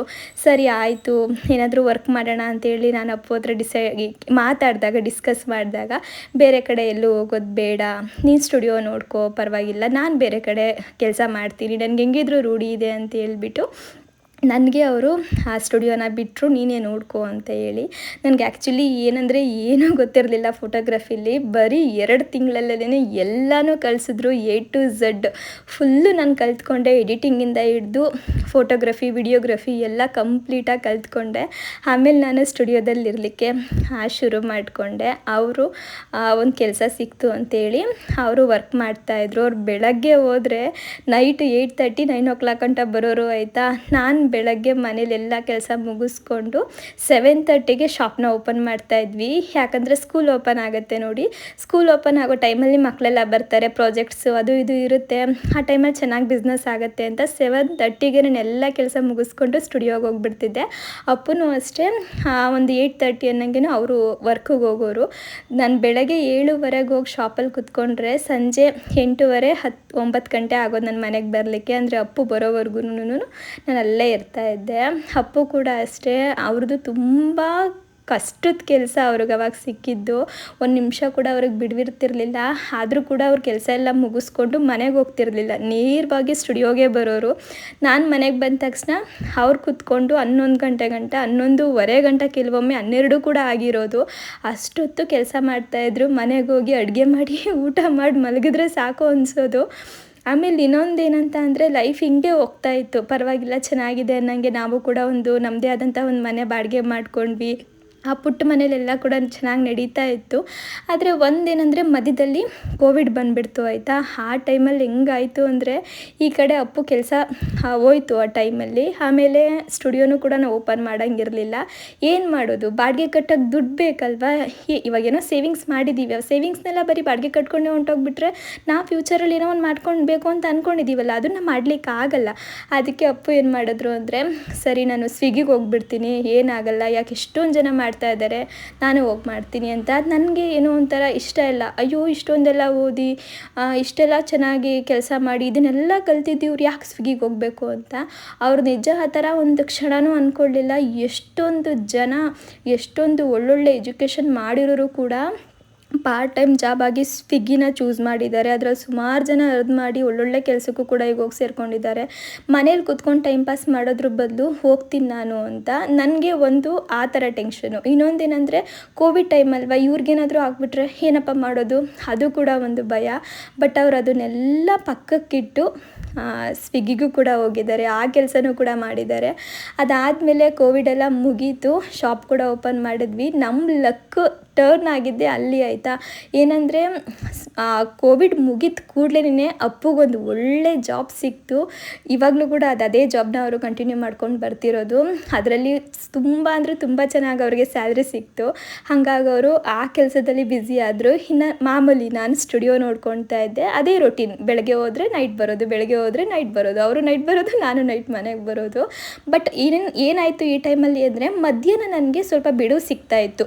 ಈಗ ಒಂದು 10 ಗಂಟೆ ಮೇಲೆ ಅಂದರೆ 10 ಗಂಟೆಯಿಂದ 2 ಗಂಟೆವರೆಗೂ ಕಸ್ಟಮರ್ಸ್ ಏನೂ ಇರ್ತಿರ್ಲಿಲ್ಲ. ಸುಮ್ಮನೆ ಖಾಲಿ ಕುತ್ಕೊತಾ ಇದ್ದೆ. ನನಗೆ ಅವಾಗ ಏನು ಅನ್ಸೋದು ಅಂದರೆ ಅಪ್ಪು ಇಷ್ಟೊಂದೆಲ್ಲ ಕಷ್ಟಪಡ್ತಾ ಇದ್ದಾರೆ, ನಾನು ಯಾಕೆ ಇಲ್ಲಿ ಟೈಮ್ ವೇಸ್ಟ್ ಮಾಡ್ತಾ ಇದ್ದೀನಿ ಈ ಥರ ಅಂತ ಅನಿಸೋದು. ಅವ್ರ ಹತ್ರ ಹಿಂಗೆ ಕುತ್ಕೊಂಡು ಡಿಸ್ಕಸ್ ಮಾಡಬೇಕಾದ್ರೆ ನೀನು ಏನಾದರೂ ಮಾಡಮ್ಮ, ನಿಂಗೆ ಬೇಜಾರಾಗ್ತಿದ್ರೆ ಏನಾದರೂ ನೀನು ಟೈಮ್ ಪಾಸಿಗೆ ಮಾಡು ಅಂತ ಅವ್ರು ಹೇಳೋರು. ಬಟ್ ನನಗೆ ಏನು ಮಾಡಬೇಕು ಅಂತಲೂ ಕೂಡ ಗೊತ್ತಾಗ್ತಾ ಇರಲಿಲ್ಲ. ನನಗೇನಂದರೆ ಅಡುಗೆ ಅಂದರೆ ತುಂಬ ಇಷ್ಟ. ಅದರಲ್ಲೂ ಕೂಡ ಹೆಲ್ದಿ ಫುಡ್ನ ಪ್ರಿಪೇರ್ ಮಾಡಬೇಕು ಅಂತ ನಾನು ಸುಮಾರು ಸಲ ನಿಮಗೆ ಹೇಳಿದ್ದೀನಿ. ನಾವು ಏನೇ ಒಂದು ಕೆಲಸ ಮಾಡಿದರೂ ಕೂಡ ಮಂತ್ಲಿ ಫುಡ್ಗೆ ಅಂತಲೇ ಸಪ್ರೇಟ್ ಇಟ್ಬಿಡ್ತಿದ್ವಿ, ಸೇವಿಂಗ್ಸ್ಗೆ ಅಂತ ಸಪ್ರೇಟ್ ಇಟ್ಬಿಡ್ತಿದ್ವಿ. ಈ ಥರ ಪ್ಲ್ಯಾನ್ ಮಾಡ್ಕೊತಾ ಇದ್ವಿ ಅಂತ. ಅಷ್ಟು ನಾನು ಊಟದ ಬಗ್ಗೆ ತಲೆ ಕೆಡಿಸ್ಕೊಳ್ತೀನಿ ಹೆಲ್ದಿಯಾಗಿರಬೇಕು ಅಂತ ಹೇಳ್ಬಿಟ್ಟು. ಅಪ್ಪು ಏನಂದರೆ ಯಾವಾಗಲೂ ನೀನು ನನಗೆ ಹೆಲ್ದಿಯಾಗಿ ಮಾಡಿಕೊಡ್ತಿರ್ತೀಯ, ಅದು ಇದು ಎಲ್ಲ ಮಾಡ್ತಿರ್ತೀಯಲ್ಲ, ಸುಮ್ಮನೆ ಅದನ್ನೇ ಒಂದು ವಿಡಿಯೋನಾದರೂ ಮಾಡಿ ಹಾಕು ನೋಡೋಣ, ನಿನಗೂ ಟೈಮ್ ಪಾಸ್ ಆಗುತ್ತೆ ಅಂತ ಹೇಳಿದ್ರು. ಆಯಿತಾ, ಸುಮ್ಮನೆ ತಮಾಷೆಗೆ ಮಾತಾಡಿದ್ದಿ ಮಾತುಗಳೆಲ್ಲ. ಸರಿ ಆಯ್ತಪ್ಪು ಮಾಡ್ತೀನಿ, ಆದರೆ ಒಳ್ಳೆ ಫೋನ್ ಬೇಕಲ್ಲ ಅಂತ ಅಂದ ಕೂಡಲೇ ಅವರು ಒಂದು 2 ದಿನ ಆಗಿತ್ತು. ಅವಾಗ ಅವ್ರಿಗೆ ಸ್ಯಾಲ್ರಿ ಬಂತು. ಅವ್ರು 1 ತಿಂಗಳು ಪೂರ್ತಿ ಸ್ಯಾಲ್ರಿನ ಫೋನ್ಗೆ ಇನ್ವೆಸ್ಟ್ ಮಾಡಿದ್ರು, ಫೋನ್ ತಂದು ಕೊಟ್ಟರು. ನನಗೆ ಅವತ್ತಿನ ದಿನ ಶಾಕ್. ಇದೇನಪ್ಪ ಇದು, ಒಂದು ಸುಮ್ಮನೆ ಹಿಂಗೆ ಮಾತಾಡಿದ್ನ ಇವರು ಒಂದು ಫೋನ್ ತಂದು ಕೊಟ್ಬಿಟ್ರಲ್ಲ ಅಂತ ಹೇಳ್ಬಿಟ್ಟು ಐಫೋನ್ ತೊಗೊಂಡು ಬಂದು ಕೊಟ್ಟರು ಅವ್ರು ನನಗೆ. ಯಾವುದು ಅಂತ ಮರ್ತೋಗ್ಬಿಟ್ಟಿದೆ, ಇವಾಗ ನೆನಪಾಗ್ತಾ ಇಲ್ಲ. ಆ ಐಫೋನಲ್ಲಿ ನಾನು ವಿಡಿಯೋ ಮಾಡ್ಲಿಕ್ಕೆ ಶುರು ಮಾಡಿಕೊಂಡೆ. ಅವರು ಅವಾಗ ಹೇಳಿದ್ದು ಒಂದೇ ಮಾತು, ಸುಮ್ಮನೆ ನೀನು ಮಾಡಬೇಕು, ವಿಡಿಯೋ ಮಾಡು, ನಿನಗೆ ಅದು ಕೈಯಾದರೂ ಹಿಡಿಬೋದು ಅಥವಾ ಕೈ ಹಿಡಿದೇನೂ ಕೂಡ ಇರ್ಬೋದು, ಎರಡರ ಬಗ್ಗೆ ನೀನು ತಲೆ ಕೆಡಿಸ್ಕೊಂಬಿಡ. ಹೋದರೆ 1 ತಿಂಗಳು ಸಂಬಳ ಹೋಗುತ್ತೆ, ಹೋಗಿಲ್ಲ ಅಂತ ಅಂದರೆ ನಿನಗೆ ಬೇಜಾರು ಕಳೆಯುತ್ತೆ. ಈಗ ನೀನು ಗಿಲ್ಟ್ ಫೀಲ್ ಮಾಡ್ತಾ ಇದೆಯಲ್ಲ, ಅಯ್ಯೋ ಏನು ಮಾಡ್ತಾ ಇಲ್ಲ ನಾನು ಸುಮ್ಮನೆ ಕೂತಿದ್ದೀನಿ ಏನೋ ಗಿಲ್ಟ್ ಹೋಗುತ್ತೆ, ನಿನ್ನ ಪಾಡೋಗಿ ನೀನು ಮಾಡು ಅಂತೇಳಿ ಫೋನ್ ತಂದು ಕೊಟ್ಟರು. ನಾನು ಆವಾಗಿಂದ ರೀಲ್ಸ್ ಮಾಡಲಿಕ್ಕೆ ಶುರು ಮಾಡಿಕೊಂಡೆ ಇನ್ಸ್ಟಾಗ್ರಾಮ್ಗೆ. ಬರೀ ಫುಡ್ದೇ ಇರ್ತಿತ್ತು ಆಯಿತಾ. ನೀವು ಹಳೆ ವ್ಯೂವರ್ಸ್ ಆದರೆ ನಿಮಗೆ ಗೊತ್ತಿರ್ಬೋದು ಎಷ್ಟೊಂದೆಲ್ಲ ಅಡುಗೆ ರೆಸಿಪೀಸ್ನ ನಾನು ನಿಮ್ಮೊಟ್ಟಿಗೆ ಶೇರ್ ಮಾಡಿದ್ದೀನಿ ಅಂತ. ಅದು ಹೆಂಗೆ ಜನರಿಗೆ ಇಷ್ಟ ಆಯಿತು ಅಂದರೆ ಎಲ್ಲರೂ ಕೂಡ ಇಷ್ಟಪಡ್ಲಿಕ್ಕೆ ಶುರು ಮಾಡ್ಕೊಂಡ್ರಿ ನೀವು. ಆಮೇಲೆ 1 ನಿಮಿಷದಲ್ಲಿ ನಮಗೆ ಅರ್ಥ ಆಗ್ತಾಯಿಲ್ಲ, ನೀವು ವ್ಲಾಗ್ ಮಾಡಿ ಶಿಲ್ಪ ಅಂತ ಹೇಳಿದ್ರಿ. ನನಗೆ ನಿಜ ಆ ಟೈಮಲ್ಲಿ ಯೂಟ್ಯೂಬ್ ಮಾಡಬೇಕು ಅನ್ನೋದು ಕೂಡ ಏನು ತಲೆಯಲ್ಲಿ ಇರಲಿಲ್ಲ. ಇನ್ಸ್ಟಾದಲ್ಲಿ ಸುಮ್ಮನೆ ರೀಲ್ಸ್ ಮಾಡ್ಕೊಂಡು ಹೋಗ್ತಿದ್ದೆ ಕುಕ್ಕಿಂಗ್ದು. ನೀವೆಲ್ಲ ಹೇಳಿದ್ಮೇಲೆ ಮತ್ತೆ ನಾನು ಯೂಟ್ಯೂಬ್ ಮಾಡಲಿಕ್ಕೆ ಶುರು ಮಾಡಿಕೊಂಡೆ. ಆವಾಗ ಇದು ಕೂಡ ನಮ್ಮ ಕೈ ಹಿಡಿತು ನೋಡಿ. ಕೆಲವೊಮ್ಮೆ ನಾವು ಅಂದ್ಕೊಳ್ತೀವಲ್ವ, ಯಾವುದೋ ಒಂದು ಟೈಮಲ್ಲಿ ಯಾವುದೋ ಒಂದು ರೂಪದಲ್ಲಿ ದೇವರು ನಮ್ಮ ಕೈ ಹಿಡಿತಾರೆ ಅಂತ. ಅದಕ್ಕೆ ಇದೇ ಸಾಕ್ಷಿ. ಅಪ್ಪುಗೆ ಕೋವಿಡ್ ಟೈಮಲ್ಲಿ ಕೋವಿಡ್ ಮುಗಿದ ಕೂಡಲೇ ಒಂದು ಒಳ್ಳೆ ಕೆಲಸ ಸಿಕ್ತು. ಆಮೇಲೆ ನನಗೆ ಯೂಟ್ಯೂಬ್ ಸಿಕ್ತು. ಸರಿ ಆಯಿತು ಅಂತ ಹೇಳಿ ಅವತ್ತಿಂದ ಇವತ್ತಿನವರೆಗೂ ಕೂಡ ಇಬ್ಬರೂ ಹಗಲು ರಾತ್ರಿ ದುಡಿತಾ ಇದ್ದೀವಿ. ತುಂಬ ಅಂದರೆ ತುಂಬ ಸ್ಯಾಕ್ರಿಫೈಸ್ ಕೂಡ ಮಾಡಿದ್ದೀವಿ. ಈ ಟೈಮಲ್ಲಿ ನಮಗೂ ಸುಮಾರಷ್ಟು ಆಸೆ ಇರೋದು, ಅಲ್ಲಿ ಹೋಗಬೇಕು, ಅದು ತಿನ್ನಬೇಕು, ಇದು ತಿನ್ನಬೇಕು, ಆ ಥರ ಡ್ರೆಸ್ ಮಾಡಬೇಕು, ಇದು ತಗೋಬೇಕು ಅಂತ. ಬಟ್ ಅದನ್ನೆಲ್ಲ ನಾವು ಮೂಟೆ ಕಟ್ಟಿ ಸೈಡ್ಗೆ ಇಟ್ಬಿಟ್ಟಿದ್ವಿ. ಇದೆಲ್ಲ ಏನಕ್ಕೆ ಸೈಡ್ಗೆ ಇಟ್ವಿ ಅಂದರೆ ಇದೆಲ್ಲ ಸಣ್ಣ ಪುಟ್ಟದ್ದು, ಯಾವಾಗ ಬೇಕಾದರೂ ಮಾಡ್ಬೋದು. ಬಟ್ ನಾವಿಬ್ಬರು ಏನಾದರೂ ಒಂದು ಸಾಧನೆ ಮಾಡಬೇಕಲ್ವಾ.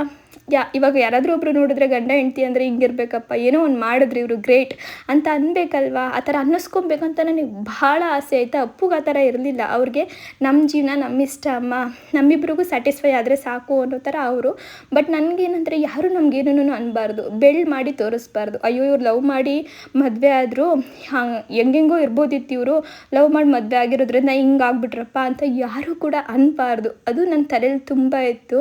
ಹಾಗಾಗಿ ಅವತ್ತಿಂದ ಇವತ್ತಿನವರೆಗೂ ಕೂಡ ಕಷ್ಟಪಟ್ಟು ಹಗಲು ರಾತ್ರಿ ದುಡ್ದಿದ್ದಕ್ಕೆ ಇವಾಗ ಪ್ರತಿಫಲ ಸಿಗ್ತಾ ಇದೆ. ನನಗೆ ವಿಡಿಯೋದಲ್ಲಿ ಪ್ರತಿಯೊಂದನ್ನು ಕೂಡ ಹೇಳ್ಕೊಡ್ಲಿಕ್ಕಾಗ್ತಾ ಇಲ್ಲ, ಯಾಕಂದರೆ ವಿಡಿಯೋ ಸ್ವಲ್ಪ ಲೆಂತಿ ಆಗಿಬಿಡುತ್ತೆ. ಹೇಳ್ತಾ ಹೋದರೆ ಸುಮಾರಷ್ಟಿದೆ. ತುಂಬ ಕಷ್ಟಗಳನ್ನ ನೋಡಿದ್ದೀವಿ, ತುಂಬ ಒಳ್ಳೆ ದಿನಗಳನ್ನೂ ಕೂಡ ನೋಡಿದ್ದೀವಿ. ಒಳ್ಳೆ ದಿನ ಅಂದರೆ ಸಣ್ಣ ಪುಟ್ಟದ್ರಲ್ಲೂ ಕೂಡ ನಾವು ತುಂಬ ಖುಷಿಪಟ್ಟಿದ್ದೀವಿ. ಇಬ್ಬರು ಕೂಡ ಒಬ್ರನ್ನೊಬ್ರು ಎಲ್ಲೂ ಕೂಡ ಬಿಟ್ಕೊಡ್ತೇನೆ. ಸುಮಾರಷ್ಟು ಬರುತ್ತೆ, ಸಂಸಾರ ಅಂದಮೇಲೆ ಬರ್ತಾ ಇರುತ್ತೆ, ಹೋಗ್ತಾ ಇರುತ್ತೆ, ಮಾತುಗಳು ಬಂದೇ ಬರುತ್ತೆ, ಇಲ್ಲ ಅಂತ ನಾನು ಹೇಳಲ್ಲ. ಅದನ್ನೆಲ್ಲನೂ ಕೂಡ ಫೇಸ್ ಮಾಡಿ ಎಲ್ಲ ಟೈಮಲ್ಲೂ ಕೂಡ ಒಟ್ಟಿಗೆ ನಿಂತು ನಮ್ಮದು ಅಂತ ಏನಾದರೂ ಒಂದು ಮಾಡ್ಕೋಬೇಕಪ್ಪ, ನಾವು ಚೆನ್ನಾಗಿ ಬದುಕಬೇಕಪ್ಪ ಅಂತ ಹೇಳೋದೊಂದೇ ಒಂದು ಗುರಿ ತಲೆಯಲ್ಲಿದ್ದಿದ್ದರಿಂದ ನಾವಿವತ್ತು ಈ ಸಕ್ಸಸ್ನ ಕಾಣ್ತಾ ಇದ್ದೀವಿ. ನಾನು ಹೇಳೋಕೆ ಹೊರಟಿರೋದು ಏನಂತ ಅಂದರೆ, ಜೀವನ ಅಂದಮೇಲೆ ಕಷ್ಟ ಸುಖ ಎಲ್ಲ ಕೂಡ ಬರುತ್ತೆ. ಕಷ್ಟ ಬಂತು ಅಂತ ನಾವು ಕುಗ್ಗಬಾರ್ದು, ಸುಖ ಬಂತು ಅಂತ ಹೇಳಿ ಹಿಗ್ಲೂಬಾರ್ದು. ಎರಡನ್ನೂ ಕೂಡ ಸಮನಾಗಿ ತಗೋಬೇಕು. ಆವಾಗ ಖಂಡಿತ ನಾವೇನೇನು ಅಂದ್ಕೊಂಡಿರ್ತೀವಿ ನೋಡಿ ಅದನ್ನು ನಾವು ಪಡ್ಕೊಬೋದು. ನಮ್ಮ ಲೈಫಲ್ಲಿ ನಾವು ಕೂಡ ಸಕ್ಸಸ್ನ ಕಾಣ್ಬೋದು. ಅದಕ್ಕೆ ಎಕ್ಸಾಂಪಲ್ ನಾವೇ ಆಯಿತಾ. ನೋಡಿದ್ರಲ್ಲ ಕೆಲವೊಂದಿಷ್ಟು ಫೋಟೋಸು ಮತ್ತು ವೀಡಿಯೋಸ್ನೆಲ್ಲ ನಾನು ನಿಮ್ಮೊಟ್ಟಿಗೆ ಶೇರ್ ಮಾಡಿಕೊಂಡೆ. ಏನಕ್ಕೆ ಇದನ್ನು ನಿಮ್ಮೊಟ್ಟಿಗೆ ಹೇಳ್ಕೊಂಡೆ ಅಂತ ಅಂದರೆ, ನಾವೇನೋ ದೊಡ್ಡ ಸಾಧನೆ ಮಾಡಿದ್ದೀವಿ ಅಂತ ಅಲ್ಲ, ನಾವು ಲೈಫಲ್ಲಿ ಅಂದ್ಕೊಂಡಿರೋ ಒಂದು ಮೆಟ್ಲನ್ನ ಹತ್ತಿದ್ದೀವಿ. ಆ ಒಂದು ಮೆಟ್ಲನ್ನ ಹತ್ತಲಿಕ್ಕೆ ಇಷ್ಟೊಂದೆಲ್ಲ ಸ್ಟ್ರಗಲ್ಸ್ ಮಾಡಿದ್ದೀವಿ ಆಯಿತಾ. ಯಾರಿಗೂ ಕೂಡ ಗೊತ್ತಿರಲ್ಲ ಹಿಂದೆ ಏನು ಕಷ್ಟ ಇರುತ್ತೆ ಅಂತ ಹೇಳ್ಬಿಟ್ಟು. ನಾನು ಕೂಡ ಎಲ್ಲೂ ಹೇಳ್ಕೊಂಡಿಲ್ಲ ನಾವೆಲ್ಲ ಏನೇನೆಲ್ಲ ಕೆಲಸ ಮಾಡ್ಕೊಂಡು ಬಂದ್ವಿ, ಹೆಂಗೆಲ್ಲ ಬಂದ್ವಿ ಅಂತ ಹೇಳಿ. ಈಗ ಹೇಳೋದು ಕಾರಣ ಏನು ಅಂತ ಅಂದರೆ, ಹೊಸ್ದಾಗಿ ಮದುವೆ ಆಗಿರೋರು ಇರ್ಬೋದು ಅಥವಾ ಜೀವನನ ಇವಾಗ ತಾನೇ ಕಟ್ಕೊಳ್ತಿರೋರು ಇರ್ಬೋದು, ಅವರಿಗೊಂದು ಮೋಟಿವೇಶನ್ ಸಿಗ್ಬೋದಲ್ವಾ. ನಾವು ಮುಂದೆ ಏನಾದರೂ ಒಂದು ಮಾಡ್ತೀವಿ, ಕಷ್ಟಪಡೋಣ, ಇವಾಗಿಂದ ಕಷ್ಟಪಟ್ಟರೆ ಭಗವಂತ ಯಾವತ್ತೋ ಒಂದಿರ ನಮಗೆ ಫಲ ಕೊಡ್ತಾನೆ ಅನ್ನೋದು ಅವ್ರ ಮನಸ್ಸಿಗೆ ಬರ್ಬೋದಲ್ವಾ. ಅದೊಂದು ಕಾರಣದಿಂದ ನಾನು ಶೇರ್ ಮಾಡ್ಕೊಳ್ತಾ ಇದ್ದೀನಿ ಅಷ್ಟೇ. ಬನ್ನಿ ಫಸ್ಟು ನಾನು ನಮ್ಮ ಸೈಟ್ ಎಲ್ಲಿದೆ ಅಂತ ಹೇಳಿ ತೋರಿಸ್ತೀನಿ. ಎಷ್ಟು ತೊಗೊಂಡಿದ್ದೀವಿ, ಯಾವ ಸೈಟ್ ತೊಗೊಂಡಿದ್ದೀವಿ, ಒಂದಿಷ್ಟು ಸೈಟ್ನೆಲ್ಲ ನಾನು ತೋರಿಸಿದ್ದೆ. ಅದರಲ್ಲಿ ಒಂದು ನಾವು ತೊಗೊಂಡಿರೋದು ಇದು ಯಾವುದು ಅಂತ ಹೇಳ್ಬಿಟ್ಟು ನಿಮ್ಮೊಟ್ಟಿಗೆ ಶೇರ್ ಮಾಡ್ತೀನಿ. ಇವಾಗ ಹೊರಡಬೇಕು, ಹನಿ ಬೀಳೋ ಥರ ಆಗಿದೆ. ಹನಿ ಬೀಳೋ ಅಷ್ಟರಲ್ಲಿ ಮೊದಲು ನಾವು ಅಲ್ಲಿ ರೀಚ್ ಆಗಬೇಕು. ನಮ್ಮ ಮನೆಯಿಂದ ಸ್ವಲ್ಪ ಹತ್ರನೇ, ತುಂಬ ದೂರ ಏನಿಲ್ಲ, ಹತ್ರದಲ್ಲೇ ತೊಗೊಂಡಿದ್ದೀವಿ ನಾವು.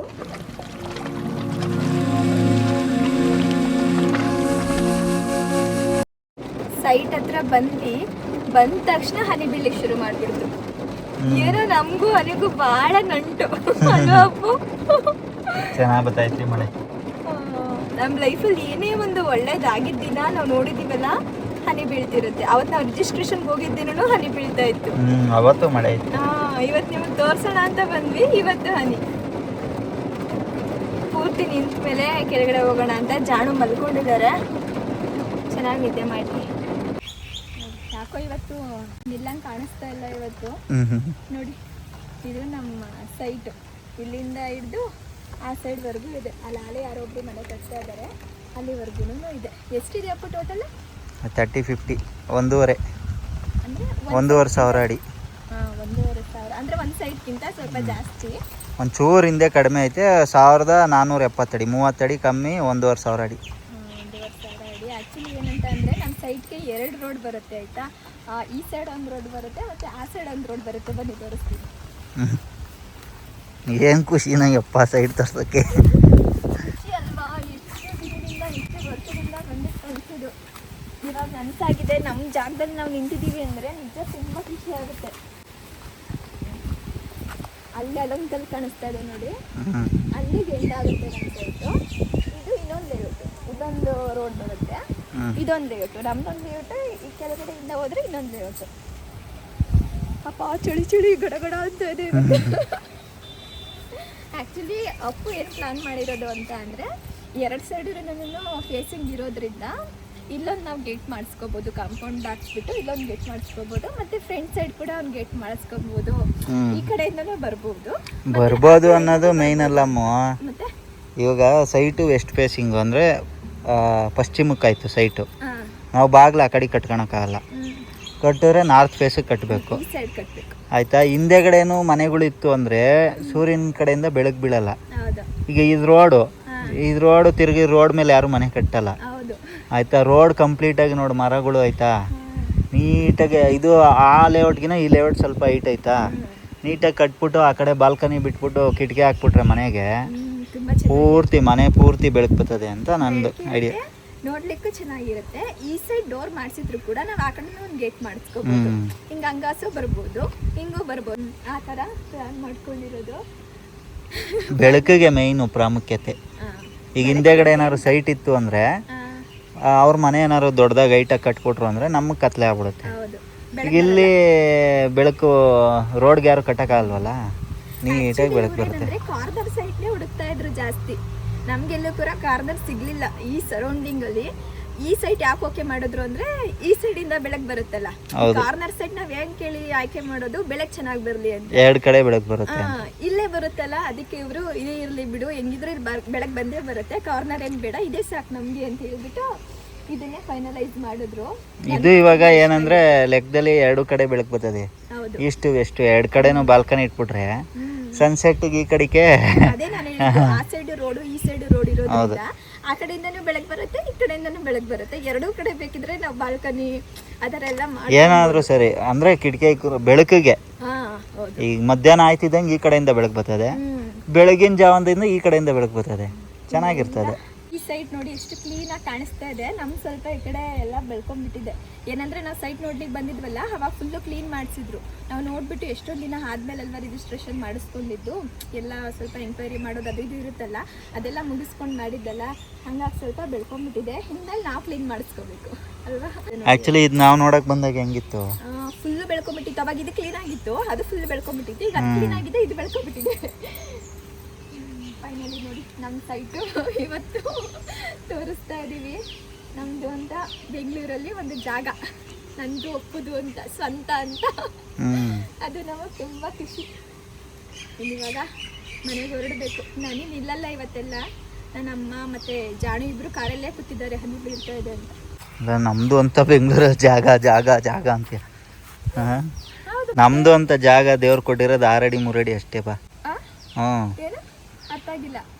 6 ಅಡಿ 3 ಅಡಿ ಜಾಗ ಅಷ್ಟೇ ನಮ್ಮದು, ಆಯ್ತಾ. ಅದು ಏನು ಆ ಜಾಗ ಒಳಗೆ ಹಾಕಿದ್ರೆ ಓಕೆ, ಆಚೆನೆ ಸುಟ್ಟು ಹಾಕಿದ್ರೆ ಏನು ಮಾಡ್ತೀಯ. ಇವ್ರಿಗೆ ನಾನು ಹೇಳ್ತೀನಿ ಆಯ್ತಾ, ನಮ್ದು ಅಂತ ಒಂದು ಜಾಗ ಆಯ್ತಪ್ಪ ಬೆಂಗಳೂರಲ್ಲಿ, ನಮ್ದು ಅಂತ ಆಯ್ತು ಅಂತ. ಅದಕ್ಕೆ ಇವ್ರಿಗೆ ಹೇಳ್ತಾ ಇರೋದು, ನಮ್ದು ಅಂತ ಏನು ಇರಲ್ಲ, ಬರೀ 6 ಅಡಿ 3 ಅಡಿ ಅಂತ.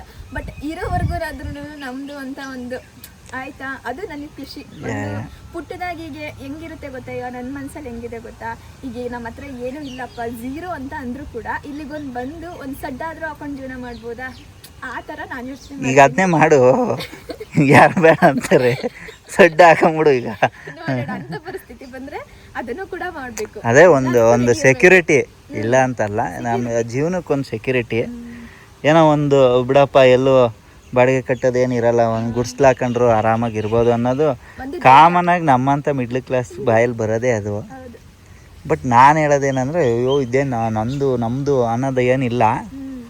ಒಟ್ಟಿನಲ್ಲಿ ಏನೋ ಒಂದು ದೇವ್ರ ದಯೆ, ಕಷ್ಟಪಟ್ಟಿದ್ದೀವಿ. ಗಂಡು ಮಕ್ಕಳೆಲ್ಲ ಹಂಗೆ ಯೋಚನೆ ಮಾಡೋದು ಬಿಡಿ. ಅದರಲ್ಲೂ ನಮ್ಮ ಮನೆಯವರು ಬರೀ ಏನಮ್ಮ ಇರೋ ಅಷ್ಟು ದಿನ ನೆಮ್ಮದಿಯಾಗಿರ್ಬೇಕು, ಸತ್ತಾಗ ಏನು ಹೊತ್ಕೊಂಡು ಹೋಗ್ತೀವಿ, 6 ಅಡಿ 3 ಅಡಿ ಜಾಗ ಅಷ್ಟೇ, ಅದು ನಮ್ದಲ್ಲ, ನಮ್ಮ ದೇಹದ್ದು ಅಷ್ಟೇ ಅಂತಾರೆ ಇವರು.